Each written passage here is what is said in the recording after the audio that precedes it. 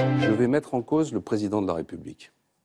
Il y a un livre qui sort ces jours-ci, dont j'ai pu lire les bonnes feuilles, un livre sur le ministère de l'Intérieur et la place Beauvau, qui en 240 pages explique comment François Hollande fait remonter toutes les écoutes judiciaires qui l'intéressent à son bureau. On cherchait un cabinet noir, on l'a trouvé le cabinet noir, en tout cas à travers ces allégations.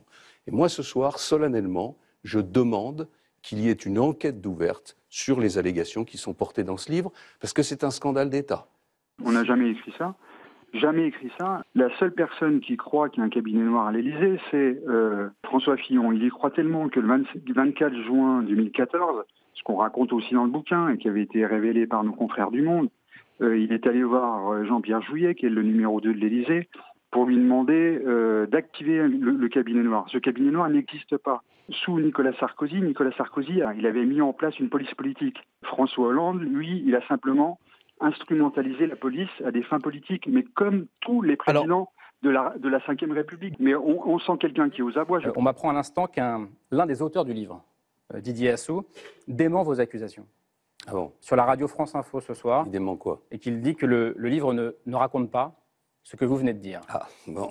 Qu'il n'a jamais écrit ça dans ce livre. Bon. Donc on va tous vérifier. Bah vous allez lire mais le en livre. tout cas, vous avez lu ce livre, vous, François Fillon ? Vous avez lu le livre ou vous avez lu les bonnes feuilles dans Valeurs Actuelles? Non, j'ai lu le PDF, comme on dit. Vous avez lu le PDF. Voilà. Bon.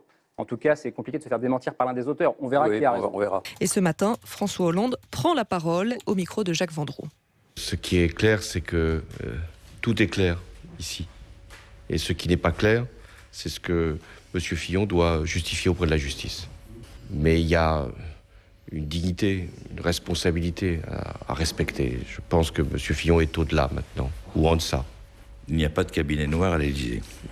Écoutez, il y a un cabinet, heureusement, qui travaille, mais nous n'avons pas à nous mêler des affaires. Et vous savez, ma position, ça a toujours été l'indépendance de la justice, le respect de la présomption d'innocence et ne jamais interférer.